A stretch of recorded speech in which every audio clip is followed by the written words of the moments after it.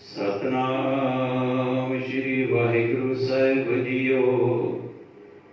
माघ मजन संग साधुआ धूड़ी कर इशनान। हर का नाम ते आए सुन सबना नु करदान। जन्म कर्म मारे उतरै मन ते जाए गुमान। काम क्रोध ना मोहिए बिन सै लोभ सुवान। सच्चे मार्ग चलदियां उस्तत करे जहान। आषाढ़ तीर्थ सगल पुन जी दया परवान।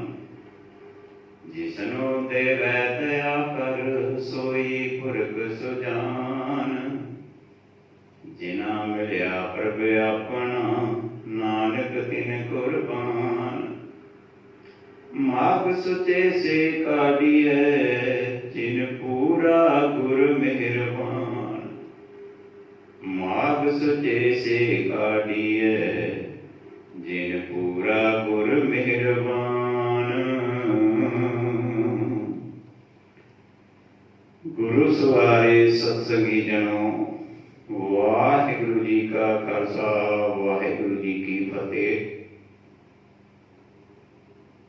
अज माघ का महीना चढ़िया है और सतगुरु जी वेखो सिख नूं किन्ने सोहणे तरीके नाल दस रहे ने कि सिखा तू आ जीवन जिउवें परमात्मा अते गुरु दोहां दी बख्शिश तेरी झोली विच पै सकदी है। शब्द गुरु जदों शब्द के ज्ञान नूं अपने हिरदे विच वसा लईए ते परमात्मा है सिद्धांत गुणा का सागर। हुण वेखो सतगुरु जी कहते माघ मजन संग साधुआ धूड़ी कर इशनान।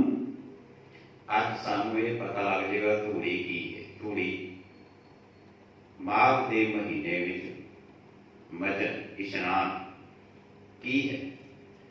हुण वेखो इत्थे इशनान करवाउणा असीं मन गुरु द्वारा होए सोझी पाई।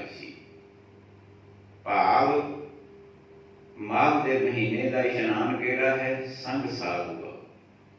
हुण साधु कौन है? गुरु का ज्ञान जिहदे नाल साडे शरीर विच साधना हो जाती है।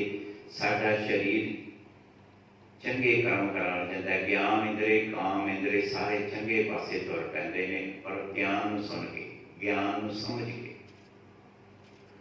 धूड़ी कर इशनान नूं पता लग गया धूड़ी की है कि जदों ज्ञान नूं अपने हिरदे विच वसाले तो संग साधु जदों साधना हो गई किहदे नाल?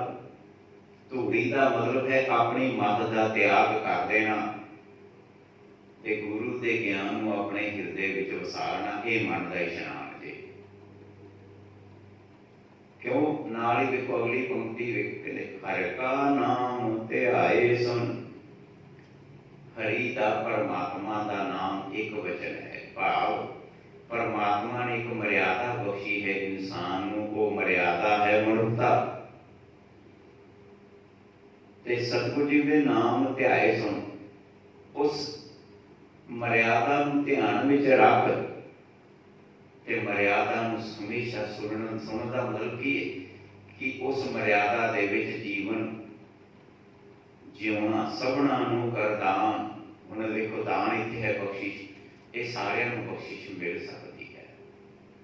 सब सारे बख्शिश लै सकते हैं जदों इंसान अपनी इंसानियत नूं अपने हिरदे के ध्यान विच रख लैंदा ना, हिरदे विच वसा लैंदा, वो इस बख्शिश का पात्र बन जाता है।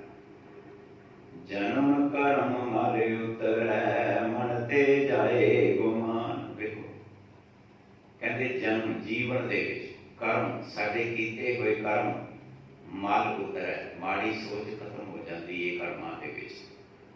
मन ते जाए गुमान। मन जिहड़ा अज्ञानता तो बाहर आ जाता है, ज्ञान में चला गया ना। जो ज्ञान में मन चला गया फिर काम क्रोध न मोहिए बिन सै लोभ सुवान। देखो लालच कुत्ता कह रहे हैं। हुण पता लग गया कि पशु वृत्ति खत्म, पिंसा खत्म, न काम वासना, क्योंकि काम इंद्रे ज्ञान इंद्रे हुण कित्थे चले गए? गुरु दे ज्ञान में। गुरु दे ज्ञान नूं ना सिर्फ समझ रहे हैं, बल्कि गुरु दे ज्ञान दे अनुसार कार्य भी हो रहे हैं। सच्चे मार्ग चलदियां उस्तत करे जान। हुण देखो इस चीज़ नूं बड़ा ध्यान रखना।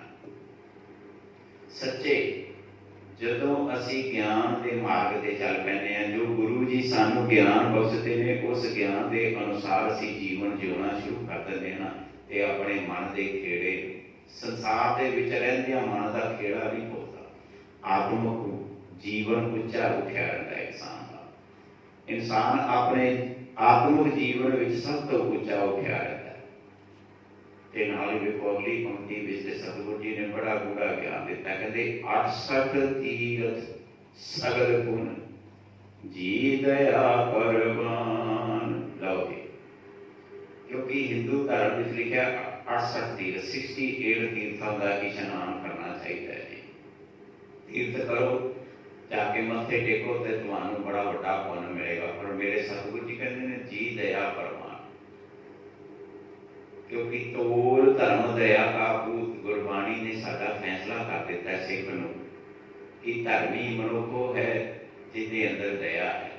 ते कहते ने जीव के अंदर दया पैदा हो गई, जिहड़ा जीव परमात्मा के गुण दयालु, असीं कहिए ने परमात्मा दयालु है, कृपालु है, परमात्मा के गुणों नाल जुड़ गया ना, समझो कि उसने 68 तीर्थों का तीर्थ भी कर ले ते सारे पुण्य दान जिहड़े ने सिर्फ परमात्मा की समझ विच मिल गए, परमात्मा के गुणों विच प्राप्त हो गए।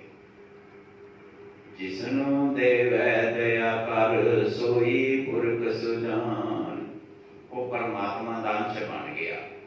पर जिन्हें परमात्मा के गुणों को धारण कर लिया, जिन्हें परमात्मा के गुणों को समझ के गुणों के अनुसार जीवन जिउना शुरू कर दिता ना, वो परमात्मा का सही मायनिਆਂ ਵਿੱਚ परमात्मा का रूप हो गया। राम कबीरा एक भय है कोई न सके पछानी,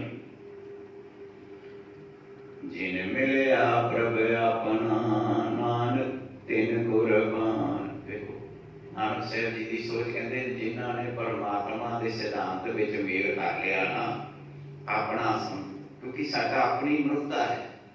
पशु वृत्ति ते असी वेखा वेखी करते हैं, वेखा वेखी सब करे मनमुख बोझ न पाए।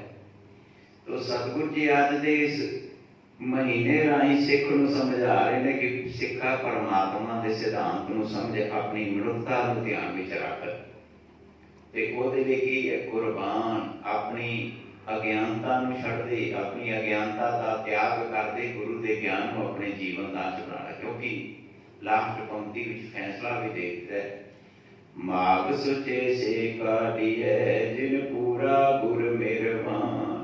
हुण देखो इत्थे गुर दे मतलब है गुरु का ज्ञान, ते गुरु का ज्ञान कदों मेहर करता है? जो गुरु के ज्ञान को समझ के ज्ञान के अनुसार जीवन जिउंदे हां ते वो ज्ञान की कृपा हो जाती है, ते वो सुचे काटिए का मतलब सच्चे रस्ते ते तुर पैंदे ने। नानक निर्मल पंथ चलाया, उस रस्ते ते तुर पैंदे ने नानक साहब जी दे। सो प्यार वालों अज दे इस हुक्म विच सवेरे अमृत वेले भी सतगुरु जी सानू हुक्म बख्शदे ने, कोई जाने कबर इहां जग मीत, जिस होए कृपाल सोई विद बुझै ताकि निर्मल रीत।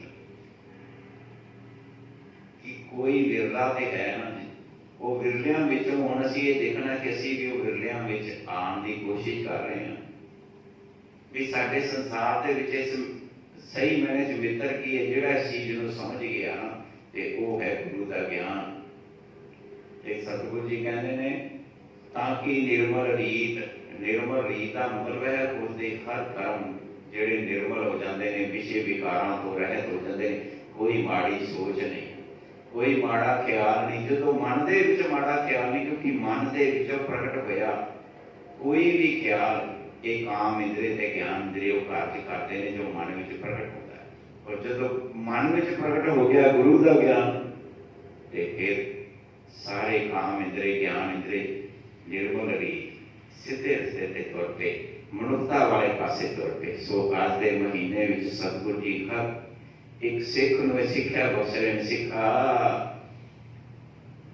तेनों इधर उधर जाण की लोड़ नहीं, गुरु का ज्ञान तेरे लिए सब तो उत्तम है।